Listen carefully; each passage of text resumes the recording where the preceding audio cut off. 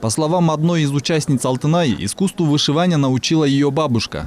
И теперь она хочет показать свое творчество на этом чемпионате.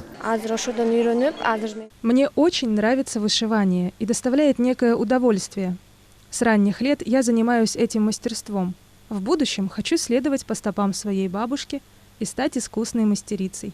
По словам организаторов, целью данного мероприятия является возрождение вышивки техники кирме-сайма и распространение традиции. Впервые такое мероприятие было проведено в 2019 году. Если в прошлом количество участников было немного, то в этом году их насчитывается 20 человек, большинство из которых – молодежь. Особенность в этом году – это если мы первый чемпионат давали уже готовый узор, чтобы они вышивали один и тот же узор одним и тем же цветом, и ставили в первую очередь это скорость и качество. В этом году мы включили именно творчество.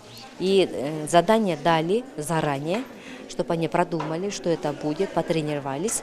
И будем делать еще акцент именно на творчество, потому что вышивать это не просто вышивать, да? Человек должен иметь уже еще и свой художественный творческий вкус. Вышивка на крючках – это вышивка, обтянутая на специальной деревянной рамке, выполняемая вышивальным крючком. Узелок нити остается на изнаночной стороне ткани. Нить натягивается крючком на лицевую сторону, и потом каждый следующий стежок вытягивается из центра предыдущего стежка.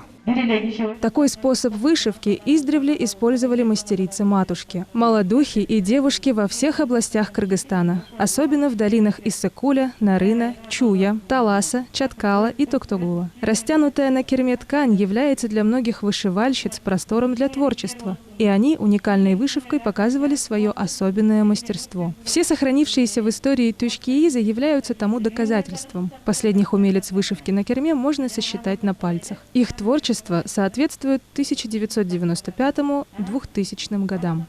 Что стало причиной прекращения вышивания на пальцах? Появилось много новых вещей, они стали модными. Появились другие виды, а с приходом рыночной экономики произошли резкие изменения. Самое главное, изменились понятия народа. Несмотря на все это, в наши дни можно встретить большинство матушек, умеющих вышивать на кирме.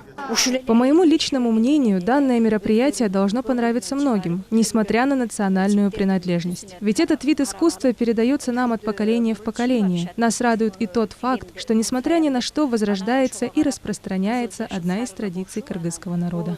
На мероприятии также принял участие министр культуры, информации и туризма Нурджигит Кадырбеков, который отметил, что это очень значимое событие для кыргызского народа.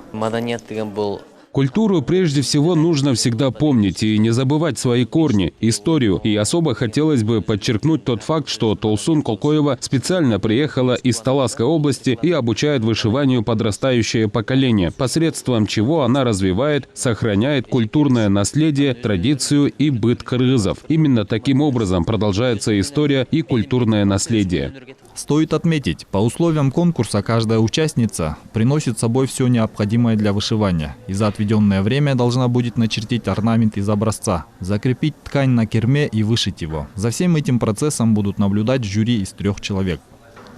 Азамат Кенжешев, Тынчтык Кульбаев, Нью ТВ.